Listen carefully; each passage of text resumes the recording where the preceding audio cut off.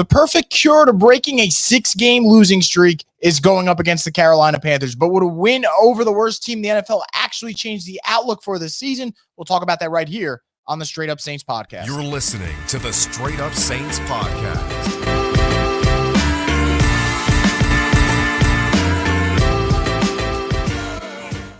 What is up, Houda Nation? Welcome back inside another edition of the Straight Up Saints podcast. I'm your host, Chris Rosvoglu, and as always, we're brought to you by Scott McNair. Injury lawyers have been injured in any kind of accident, car, truck, 18-wheeler, or hurt offshore. Scott McNair handles it all. You give him a call at 504-500-1111 for a free consultation. They'll always fight for the win. We got a little Halloween edition here of the Straight Up Saints podcast, and I don't have any candy to dish out, but I definitely have some Saints takes to dish out here over the next 30, 40 minutes or so as we get ready for the Saints Week 9 matchup against Carolina. Second meeting this year. First meeting was damn fun. Saints blew out Carolina. Looked like a team that could make this season something special, at least for us fans. And obviously it's kind of been on the downslope ever since, but can they recapture that? Can they get to that? Obviously that's going to be a huge talking point, and I will discuss that in just a little bit. Before I do that, though, I want to talk about the grand scheme of everything, the future of the New Orleans Saints, because I do believe the Saints are kind of entering a very, let's call it interesting, but I think the better kind of word to use right now is a murky time where I don't know what the future has in store for this team. All I know is that in terms of other NFL teams, they're in a pretty rough spot. Cap space obviously is not great. You don't have your quarterback of the future.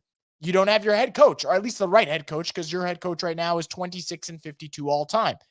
You don't draft particularly well the last couple of years. And because you don't draft particularly well the last couple of years, the Saints do have young, talented players, but they don't have a ton of young, talented players. Like I'd say, hey, if we rewind the clock 5-6 years ago, we're talking about how loaded this team is with young talent. That's not the case now. Like, I know Chris Olave is good. I believe Fuaga can become a good player. I know that Alontae Taylor can be a special talent, but I don't think the Saints have an overwhelming amount of young talent. And funny enough, that was a big talking point earlier this week with Mickey Loomis and Dennis Allen during their public interviews. So we'll see where that part goes. But when I, think about this Week 9 matchup against the Panthers, and obviously it's not a lavish, very, intriguing matchup. It's arguably the two worst teams in the league right now with the way they're both playing football. I just can't help but think, we are stuck in the third straight year of where the Saints are kind of in neutral. They're not going forward. They're going backwards, but slowly, because it's almost like you're kind of stuck on a little bit of a hill. And I know they don't want to look at it this way, and they continue to kind of feed us those comments where they don't see themselves being a 2-6 team. They've used the injuries as an excuse. They've said, look beyond the results. And even earlier this week, when they were talking about on the radio, they said they don't see a lack of accountability. They don't see a lack of effort. And that's all fine and dandy. But the reality is the Saints are going to have to accept where they're at, or they're going to just keep prolonging the inevitable. And the inevitable is that they're going to have to accept, whether it is a hard reset or a gradual one, they're going to have to accept that they are no longer a contending team. And then the only way they can get back to being a contending team is by starting this rebuild. And I don't know the reason. You want to call it pride, want to call it in denial, want to say maybe they just honestly like the talent better than us fans do. They won't accept that. And I'm not going to keep doing this week by week where I start crapping on the Saints' future. But as you get closer to this Panthers game, I think this is the perfect opponent to start thinking about the future, because if the Saints lose this game, and I don't expect them to, I'm going to make it very clear. I'm picking the Saints to win this week, and I'll talk about the matchup in a little bit, but I'm picking them to win this week. You are going to have to start having a different conversation. When you're 2-6, you should be having that conversation, but because of injuries, they're trying to sell you that they're not as bad as the record looks, and they'll get better once they get healthy. And fine, you want to sell me that? Go ahead. If you lose to Carolina, there's nothing you can sell. You would lose to a team that is downright awful. Carolina has 1 win on the season. They have 6 losses of at least 14 points. I mean, if we're just going off their production offensively, they had 80-something passing yards 2 weeks ago. Don't even have Andy Dalton start. Now you got Bryce Young because Dalton's been banged up. I mean, if you were to lose to that team, we got to change the conversation immediately. And I don't want to hear anything else you have to say about that you're close or the injuries were a problem. No, you'd be closer to the number one pick than you would be closer to competing for a wild card spot. And that is the reality they'll have to face. And I'll talk about it. Even if they win on Sunday, whether or not it'll change the future, I'll get to that in a little bit. But right now, as things currently stand, I just wish this team was a little bit more honest with themselves about the future that they have and how honestly gloomy it looks. And I see these other teams around the league, and I know it's frustrating, right? You watch the Giants, they seem to be in QB hell. Watch the Jets, they always seem to be in hell regardless of their QB situation. Jaguars right now, they could tank for good picks, still in hell. So I know it's scary, and I can understand why the Saints don't want to go towards those waters. But doing what they're currently doing, it's just not working, and I think we all know that. So let's get into one thing that could help them. Derek Carr's return. I know Derek Carr's not a popular subject in the Saints world. I'm not naive about it. I somewhat understand why people don't like him, but his return will give the Saints a semi-functioning offense at the very minimum, because what we saw the last couple of weeks, guys, was not NFL offense. At least in my opinion, it wasn't. Against the Broncos, that was just downright pitiful. Not even going to blame that one on Spencer Rattler. I literally saw no time to throw. Brutal game. Scratch the Denver one out, but you play the Chargers, you get some guys back offensively, Olave, Taysom Hill, Lucas Patrick, Cesar Ruiz. Offense still looks like crap. You put in Jake Haener.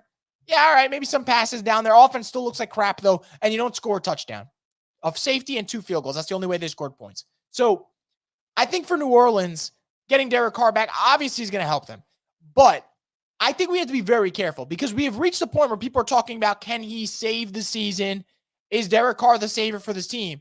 And the minute you start to do that, A, you're setting yourself up for disappointment. And B, I think you're grossly overrating the talent that you have in Derek Carr. And this is a knock on Derek Carr, but Derek Carr is not that type of quarterback. And I've said that the last 2 years now. I think he's a fine quarterback. When things go well for Derek Carr, like week 1, like week 2, he can put up big numbers.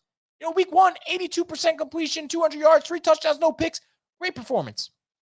But he is not the type of quarterback that you're looking at, all right, things aren't going our way. Offensive line's a little shaky. Wide receivers are hurt. Can you make that play on your own? He isn't Lamar Jackson. He isn't Josh Allen.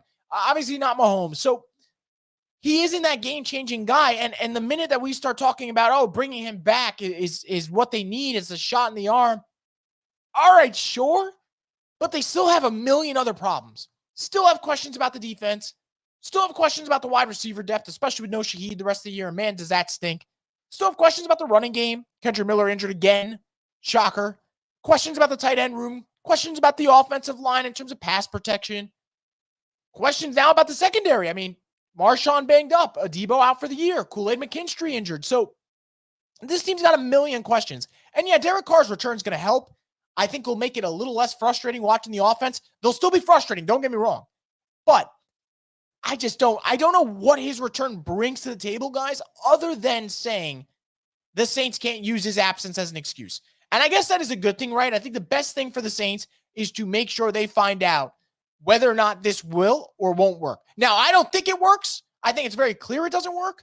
But when it stops working with Derek Carr in and Eric McCoy in and Taysom in and Olave in, once those pieces are in play and you see them still losing, okay, you got the clarity, you got the closure you need, and maybe that'll help this organization make the changes that they have to make. Until then, they've been using all these injuries kind of as a shield to accept reality. Well, Derek Carr's back. I still believe the Saints are going to win this Sunday, but if they look abysmal against the Panthers, win a close one by 3, or even lose, all right, the gloves got to come off, and you got to get your hands dirty, and you got to start freaking addressing the fact that you are in such a rough spot. But Derek Carr's return, I still think it's a good thing. I think it's a good thing in the sense that you are going to have a somewhat functioning offense. The last 2 weeks has been downright abysmal. That said, how much does it change the scale of this team? Probably not by much. I mean, I think the way the Saints are heading right now, they look like a 5, maybe 6-win team, and that's about it. So we'll see what Derek Carr does in his return. He said he's not 100%, said he's close to it. Obviously not what you want to hear, but we'll see, man. Obviously, I'll be rooting for this team. And I know as frustrated as I sound and as dejected as I sound, I still want this team to have success. I just think they've shown us so many times that they're not that type of team. So We'll see what happens with Derek Carr, but what would a win mean for them? I'll discuss that right in a second. Before I do that, I want to get a quick word from one of our sponsors, Scott McNair. And Jonathan Williams brings it all the way back from the 20-yard line. What a terrific way to end the first half. And tonight's game is brought to you by Scott Vicnair Injury Attorneys. They always fight for the win. You mean attorney? It's one lawyer, Scott Vicnair? No, there's two. Brad Scott and David Vicnair. Well, it's confusing. That it is. They could have picked a better name. Scott McNair, Injury Attorneys, we fight for the win. Once again, thank you, Scott McNair, for being part of the program. So let's get into this Panthers game, right? Saints are favored, heavily favored, which is actually hilarious. Kind of shows the state of the Panthers, where the Saints can lose 6 in a row, and then all of a sudden you play New Orleans, and New Orleans plays Carolina, and despite losing 6 in a row, you're favored for this game. Like that's how bad the Panthers are. As I mentioned before, they got 6 losses of at least 14 points. Got blown out last week by the Broncos. Week before, lost 40-7 to Washington Commanders. So, I mean, this is not a good football team. We saw week 1, not a good football team. The only thing that really helped them was that one start with Andy Dalton, kind of a shot in the arm. Week 3, beat Las Vegas. But no Andy Dalton. No Andy Dalton revenge game. Bryce Young's going to be out there. You could tell me Bryce Young played well last week. Fine. The bar is so freaking low for Bryce Young that that's where we're at, right? Like a decent, semi-decent performance against Denver. And it's like, okay, that's his best start. All right, fine. For New Orleans, I know they're banged up. No Lattimore, probably no Kool-Aid McKinstry. And I get that, and I understand it. But I don't want to hear a single injury excuse for this week. Not against Carolina. This is the worst team in the league. They've been the worst team in the league for the last 2 seasons. And you will not get any pity from anyone if you go lose this game. And I don't want to hear about injuries. You got Derek Carr back. Olave's back in the lineup. Taysom's good. Didn't get re-injured. You got Ruiz out there. You got Lucas Patrick. Go win the fucking game against the Carolina Panthers. I mean, this is not a good football team. That said, what would a win mean for this team? Truthfully, I don't think much. And that brings us to our tweet of the week, presented by Standard Mortgage, your local lender for life. To get in touch with a home loan expert today, give them a call at 504-569-3902. I tweeted earlier this week, the Saints are probably going to defeat the Panthers this Sunday and then shove that win in their fan base's face as if that undoes all the shit from the past 6 weeks. But the reality is they're still going to be 3-6 with 2 of those wins against the worst team in football. And I truthfully believe this. Look at the Saints. If they go beat the Panthers, yes, all right, a win. The losing streak's over. Fantastic. You would still be 3-6 with 2 out of those 3 wins coming against the Carolina Panthers, who are just absolutely terrible. And then that other win coming against the Dallas Cowboys, which a month ago we thought was going to be a statement win for them. And then we find out the Cowboys stink. So what did it really mean?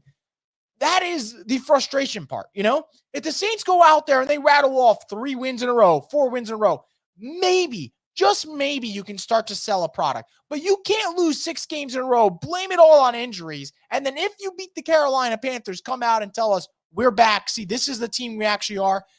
I don't know about that one yet. You cannot sell me on that. Carolina is that bad that a win doesn't do anything for the future of this team. If anything, a win might just convince them to keep doubling down on something that isn't working. And that is my fear. Now, like I said before, I believe the Saints will win. I'm rooting for the Saints to win. But you cannot, under any circumstance, win this game and shove it right in your fan base's face, because you know the noise going around. They could say they don't hear it. They know what's going on. They know how frustrated us fans are because we feel like we're watching the same movie over and over again. And yet, when you keep watching the same movie over and over again and it's a flawed movie, you start to find other flaws in that movie. And we're starting to see other flaws in the Saints week by week, season by season. So you cannot, under any circumstance, do that. That said, a win is a win. I always say it. What the Saints would need to do to get me back on board is honestly do something that I don't have any confidence in doing. And that is like ripping off maybe 5 straight wins in a row, genuinely speaking. And they got, 9 games left. And I'm just going to look at their schedule real quick and tell you genuinely what they need to do if they wanted to make me believe. They wanted to make me believe. Obviously, you got to beat Carolina. You can't lose to Carolina. You'd have to go out there, beat the Falcons, then go out there, beat the Browns. And then after the Browns, you have a bye week, 2 weeks of prep. You would have to go out there and beat the Rams. If you won those 4 games in a row and you got to 6-6, you would have my attention. You wouldn't have my belief yet. You'd have my attention. That said, I do not expect this Saints team to go rattle all 4 in a row because they haven't shown us anything to believe it. Because even when they were healthy, minus 1 player in Eric McCoy, lost to the Eagles, lost to the Falcons, lost to the Chiefs. And those were games that, let's be honest, the Eagles and Falcons games, they had in the palm of their hands, and they let it slip away. They were the ones who ultimately couldn't take advantage. So, for me, I don't know what a win would do. I don't believe a win would change anything. I think a win would just kind of keep them stuck in the middle. I genuinely think for anyone who is sitting here today wanting them to make a move, wanting them to accept what's going on, you probably need a loss. And I'm not telling you to root for a loss. I'm not rooting for a loss. But that's probably what would get them closer, getting closer to rock bottom and closer realizing, oh man, we just aren't a good football team, is losing to the worst football team in the NFL and one that's been a straight up abomination ever since they've gotten their new owner in David Tepper. That would be the truth bomb that you need, and that kind of reality slapping you in the face. But I just know with this team, they'll win Sunday, and they'll come out, they'll puff their chest out a little bit and say, that's who we are. Even though they're having players-only meetings, the guys on the sideline look dejected, the veterans seem fed up, and they all kind of talk about how the players have to play for each other. No one talks about playing for the coach or the coach coaching for the players. None of that. Instead, we got Dennis Allen talking about how there's not enough young talent on this team. And even this week, he's got a press conference, and I've already said, don't listen to Dennis Allen press conferences. You don't get anything out of it. I went against my own advice, and I listened to Dennis Allen this week, and he caught himself. But he goes to the media, you can't get too caught up in the results, and then goes, you know what I mean by that? No, we don't know what you mean by that. And it's very easy for a coach who's 2-6 right now and 26-52 lifetime to tell reporters, hey, don't get too caught up in the results when you're not winning. Because if you were winning, you'd be flashing that record in everyone's face. And when the Saints were 2-0 and sweet, shit sounds sweet, DA had that confidence. But please, you cannot, against the Bryce Young Panthers, you can't. If Andy Dalton was in there, I think maybe, look, a win still gets you to 3-6 and you're not impressive, but it'd be more impressive than being the Bryce Young Panthers, honestly. And if they lose to the Panthers, God help them. God help them, because I genuinely believe they are not prepared for what the Superdome will look like on Sunday, that following Sunday, against the Atlanta Falcons, if they were to lose to the Panthers. If they lose to Carolina Sunday, and again, not expecting them to, I don't believe they will. I think Carolina is that fucking bad. Like, they are that bad that it almost feels like a win for the Saints. The dome would be empty. The dome for Falcons Saints would either be empty or be filled with a lot of Atlanta fans. And I don't think there would be a bigger indictment on where the franchise is at post-Breeze, post-Payton, than Saints-Falcons in the middle of the season, a game that should be one that has such a huge impact on the standings, not having a sold-out Saints crowd. I think that would be the biggest indictment, and almost ironic, because the one time this coach did anything good against the Falcons, them leading a blowout win last year, he apologizes right back to their face. So I'm going to take a quick break real quick to get a word from Theo's. Before I do that, though, guys, just want to remind you that we are going to have our halftime show on Sunday. Hopefully ends up going well.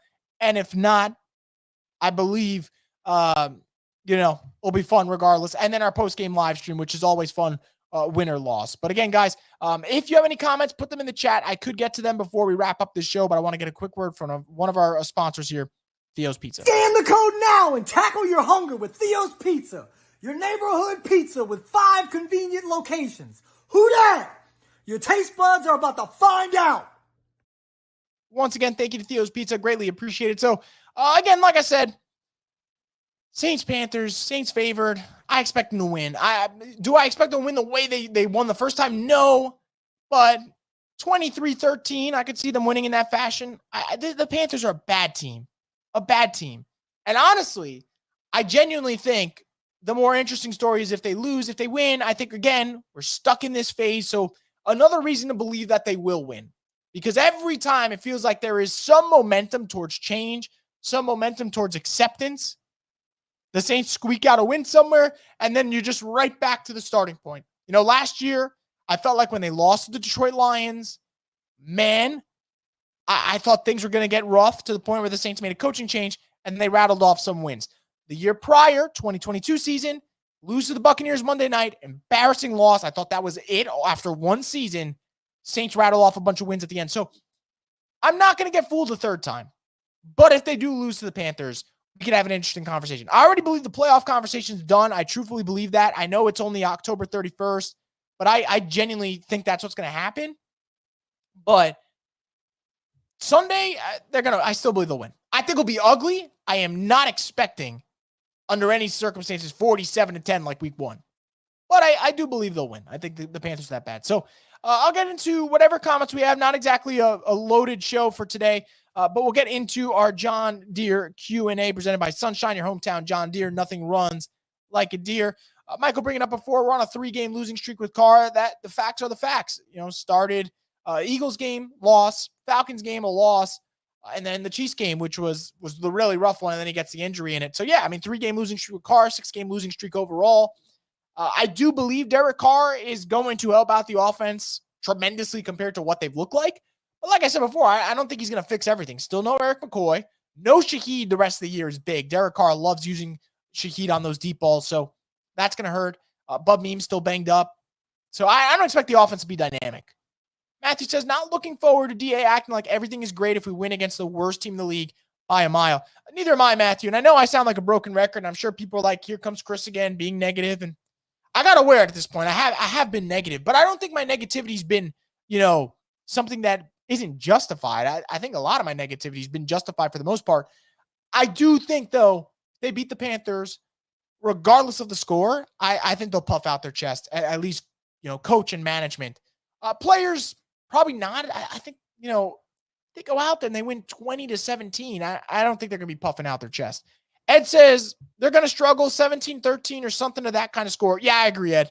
Highest that I think they'll win margin-wise is like if they win 23-13, like win by 10 points. That's the highest degree. And I think for that to happen, it's got to be one of those games where Bryce Young really, really, really struggles.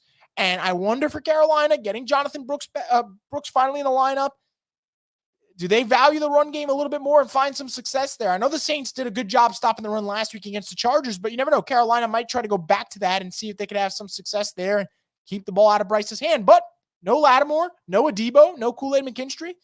If there's ever a time for Bryce to get it going, it'd be now. But even then, he struggled so much, I don't know how much confidence you could have in him. Matthew says, I really never hope for a loss, but if we lost to the Panthers, that seriously puts us in contention for the number 1 spot and puts real pressure on DA. Yeah, look, like I said, I won't go into this game rooting for a loss. I just can't physically do it. That said, if they were to lose, I do think it would be the more interesting story. And I do think that it would change the mood around this team. Because right now, I think a lot of us fans obviously are like kind of disconnected or really just kind of deflated by everything going on. But I think like more importantly, we're stuck. We're stuck because we're not sure if they're going to get rid of DA. We're stuck because we're not sure if they're going to move past this roster and decide to get younger. But if you lose to the Panthers, we're talking about a team that would be in the driver's seat for a top 3 pick. Like literally in the driver's seat for a top 3 pick. That conversation's interesting. Because again, I don't believe in tanking, and I don't believe that one pick could save a franchise unless it's a star quarterback. That's like the one reality. But for the Saints, a top 3 pick would give them a lot more, I guess, upside, I should say, than what they've had the last couple of years, where I feel like they're kind of, constantly picking 13, 14, 16. Like that just doesn't get the job done, in my opinion. Ed says, even if they win 3-6, 2 against the Panthers, you can't take that seriously. Totally agree. 2 of the 3 wins would be against Carolina, and your other win would be against Dallas, which in reality, guys, Dallas, every game now feels like you could predict for Dallas. Predict a loss against the Lions, it happens. Predict a loss against the 49ers, it happens. Now, against the Falcons, I could see them beating Atlanta for some stupid reason. But then, schedule gets a little tougher. I absolutely can see the Cowboys later on after that Falcons game, if they were to win it. Let's say they beat the Falcons. I could see them losing to the Eagles that next week. So, a win against the Cowboys and 2 wins against the Panthers doesn't move any of us. Ed says, think Marshawn gets traded. The Chiefs can use a corner. I actually do kind of think Marshawn gets traded. I do believe he's hurt, so I don't want to make any, cause any speculation or rumors. I do believe he's genuinely hurt right now, but I don't think it's a long-term hamstring injury. And I think for Marshawn, the Saints at this point, the best thing you can do is just keep him off the field right now. See what the calls are. If you're Kansas City, you could use a corner. Baltimore could use a corner. How about Washington? I mean, I know Washington, I don't know if they thought, hey, let's be buyers. But do you want to go out there and add a corner? Like, maybe that's a possibility. Like, there will be teams. The asking price won't be great. And interestingly enough, Mickey Loomis actually talked about that this week and said, when you're in a losing streak, you're calling those teams looking to see if there's sellers. And so we'll get a number of calls and respond accordingly. But I'm not really one who thinks that trading away half your roster makes a lot of sense at this point for generally what I think are undervalued offers. So they don't want to be sellers, but I do think they should get rid of Marshawn Lattimore. It has nothing to do with Lattimore and more so like the direction of this team. If you could get a third-round pick for Lattimore, I would do it. Or a fourth-round pick that could become a third-round pick, I would do it. I know Marshawn's a good player, but we got to start having honest conversations about this roster, and I think that would be a move that at least shows some acceptance for this team.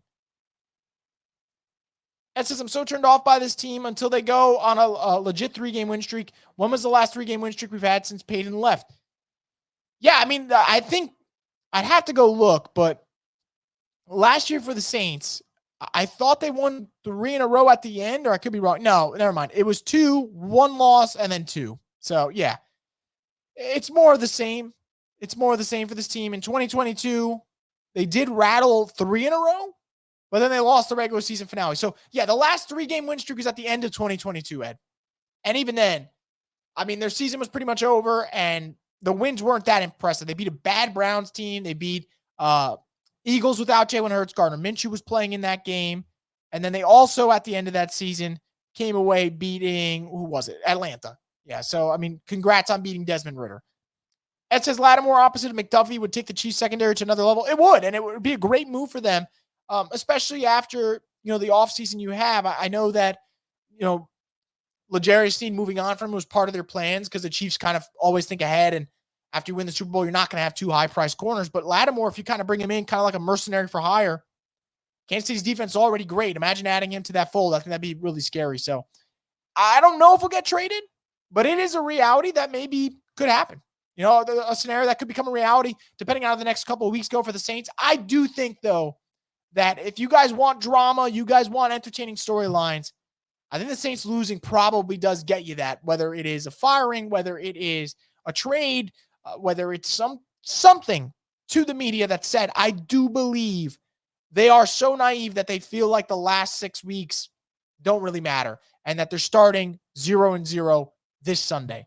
And I think that's a horrible way to look at it. I think you are what your record says you are. I don't believe otherwise. I think that the NFL is the one league where you can't bullshit people. You are what you are. And if you were better than that, you would have had better results. So we'll see what happens Sunday. I expect the Saints to win, but crazy things have happened this season. So we'll see what happens. Regardless, guys, though, I will have a halftime show powered by 4D as always. And then we'll have our post-game live stream to talk about what went down, whether it was a win, loss, or tie. Who the hell knows with the way this season's going. But again, guys, appreciate you so much for tuning in. Stay tuned for more content here from us at the Straight Up Saints podcast.